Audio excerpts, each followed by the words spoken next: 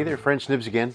Out in the garage today, doing a little bit of goofing around, and I have a pretty cool mail call for you guys and some local treasures, some local finds here. Not all of these are mine, but some of them are. Some of them are on loan to me to take a look at. But let's get into the mail call first. So let's do this one here first. This is actually some parts, a parts gun, I guess you could say, that I purchased from eBay. It was listed as parts or repair, but this is a Buzz Barton that I have a Buzz Barton up here already, and this is the same vintage as the one that I have, which is the earlier version, not the earliest version. The earliest version would have a paper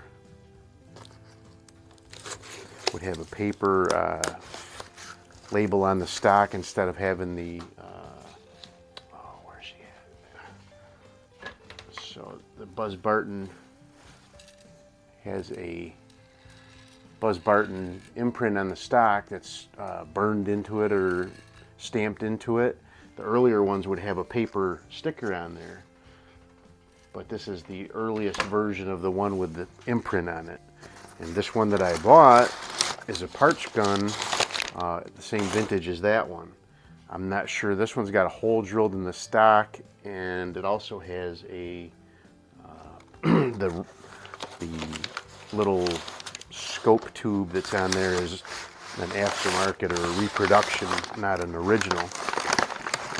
This one has a better looking stock, at least from what I could tell from the pictures. It does claim to have a crack in it. I don't know if this one will be better than that one. Well, maybe not. It has a crack in it, but it doesn't have a hole drilled in it. It's not too bad. The crack is low. A lot of time the crack is up high here on the wrist, but it might be refinishable, so that's pretty cool. But the main reason I got it is because this one appeared to have an original scope tube, which for the amount of money I paid for this, I've seen that just the scope tube sell on eBay for more than what I paid for this whole gun. So I don't think I can lose either way.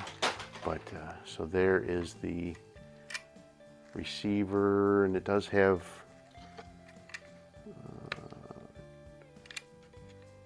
does it have the plunger in there? It does have it does have the plunger and spring and everything in there, and it's the one with the little side loading gate here. That's the early one. It's not the bottle cap version. In 32, I believe they switched over to using the bottle cap version. So I didn't want to spend so much time on this, but it's pretty cool. So this is actually the pieces. So the seller did say that he had some extra parts that he didn't even list on the auction that he was going to throw in with it, which is cool. I'm okay with that. I'm not sure exactly what it is, but he said he was listing extra pieces. So this is actually, that's the scope tube right there. So it doesn't have the aperture inside of it. That's kind of a bummer. But that is something that I can reproduce and put back in the original scope tube.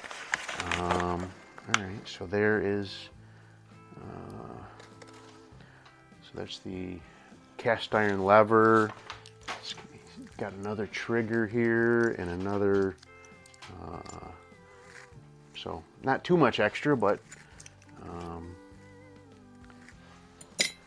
lots of cool parts for a Buzz Barton.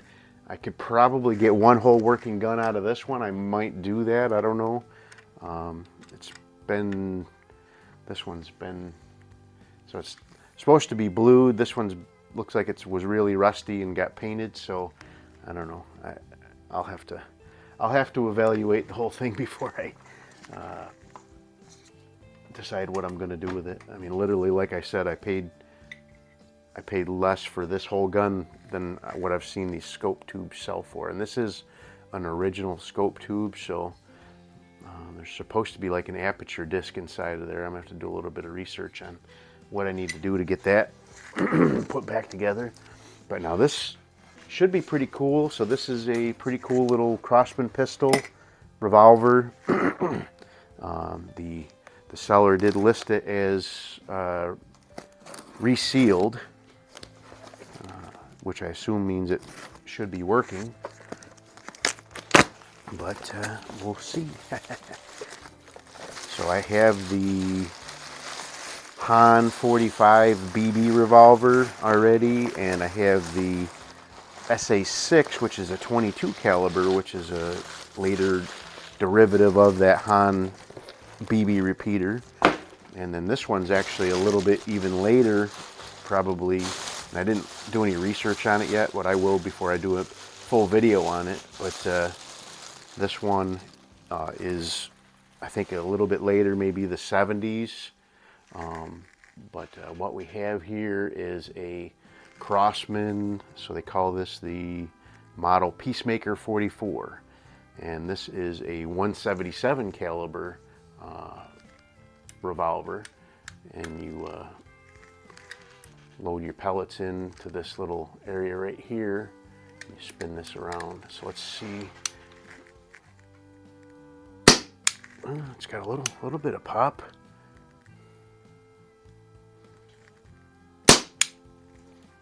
All right, well, that's promising. We will put some pellets in that down the road and see how it does. It doesn't sound like it's as loud as it probably should be. I wonder if the,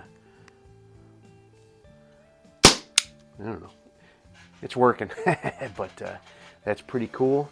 So now I have a group of 22s here that's really pretty cool. This one is one that's on loan to me. This one is a Deutchwerk 22 Model 1, Deutchwerk Model 1, and this is pretty cool. So you actually, to open it up and load it around, you pull this little knob back and flip the whole thing up, and the extractor pulls out. Put your round in there, and then you put that back down, and when you pull this back and set it, you're actually cocking the hammer, and that would drop and fire the round. So these were made, the best I can put a date on this one, these were made between like 1919 and 1939. I've seen a couple people refer to them, the production stopping earlier than 1939, but most of the references I found on these are from 1919 to 1939. So let me see here. It is a rifled barrel, so that's pretty cool. Some of these, so I've seen this referred to as a garden gun as well. Some of these garden guns were smoothbore, which I do have. I don't have it up here right now. I do have a smoothbore made by Flobert Warnant, and that one is a smoothbore. Now the rest of these are ones that I bought. This one is one that I already have a copy of, but this one is in such nice shape that I just had to have it.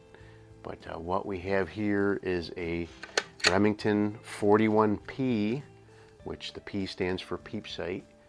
There's no barrel sight on these. I had a 41, had the barrel sight up here, but you know, you guys know how I am with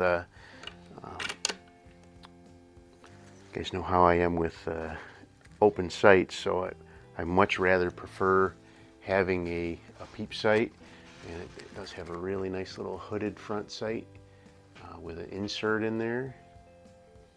And like I said, I do have one of these already, and it's in pretty good shape too. The other one that I have is made in 37. Per the date code on this one, it was made in 38. So, but we'll get that out. One thing I do like about these, they have a super long barrel. The barrel on this is 28 inches long from the receiver out to the end of the barrel. So that one is really nice. Definitely 1938 vintage on this one. This one's a little bit newer. I'm not 100% sure when they made these, but I did have a similar one to this.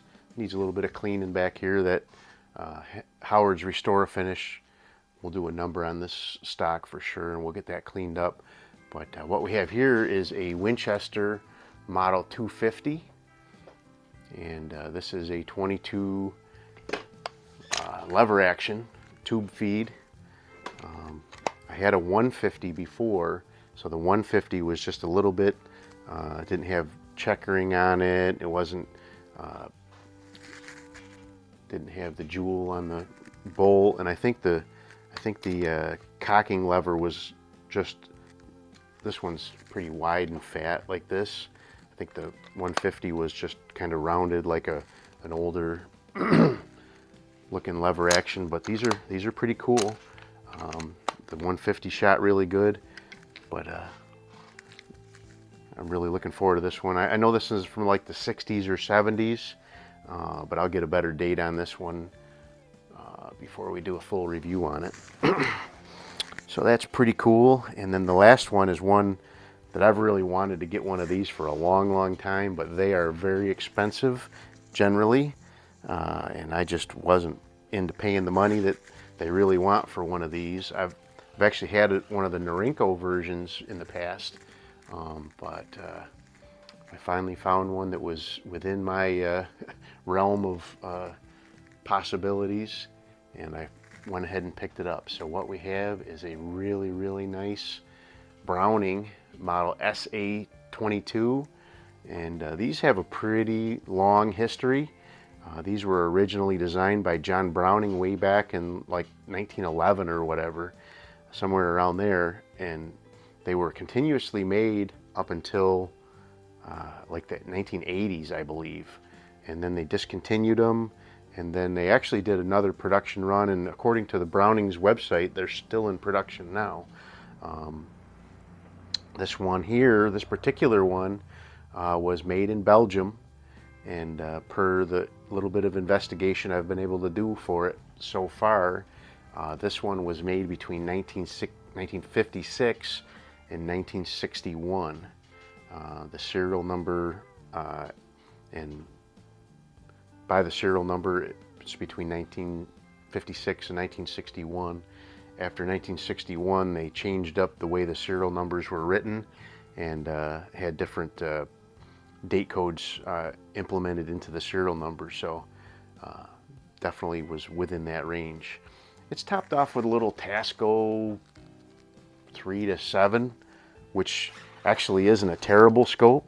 I thought it was totally garbage when I first got it and was looking through it. I couldn't see anything through it, and turns out this thing has been sitting at that gun store for probably decades. A long time. I've been eyeballing it for quite a while now, and I finally just decided to get it. But here's a picture of what the glass looked like in the front of this scope. It was completely hazed over with dust and just crud from sitting for decades. But it actually is not terrible, and I think it will at least get the job done for a little while until I can dig through my stuff and find a more suitable, late 50s Weaver or something like that can go on here. So, but there you go. We'll have a lot of fun getting out to the range with these new 22s. Some cool daisy parts, new Crosman to start playing around with. So lots of fun for the channel. I really appreciate all the well wishes that people have sent out while I was a little bit under the weather the last week or so. It was no fun. I took my cold medicine and persevered, and actually only ended up taking one day off from work. But I really appreciate everybody sending me well wishes, and we're definitely on the mend and ready to hit out to the range full force now. So, and one last thing before I let you guys go, we are less than 100 subscribers away from 10,000. When we hit that 10,000 mark, I've got a big giveaway that I'm going to be doing. I've got lots of stuff coming from several vendors and stuff that I've already set aside of my own here that I'm going to give away. if you're interested in getting involved with that, you don't have to be a subscriber. I wish you would be. But if you go to my channel's main page, the video that's pinned at the top of that main page is my 10,000 subscriber giveaway.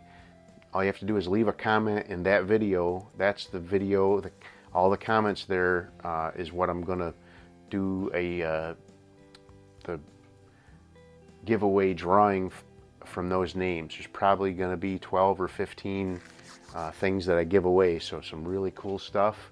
And like I said, if you want to get involved with it, just find that video, 10,000 subscriber giveaway, and make a comment on there. Just say hello, or I really like your channel, or whatever. But make a comment there, so your name is going to be part of that list when I do the random drawing from the comments. So anyway, hope you guys liked the video. Lots going on. Spring is in the air, and we're going to be doing a lot more range trips and getting a lot more done out there. Hope you guys liked the video. Till next time, have a great day.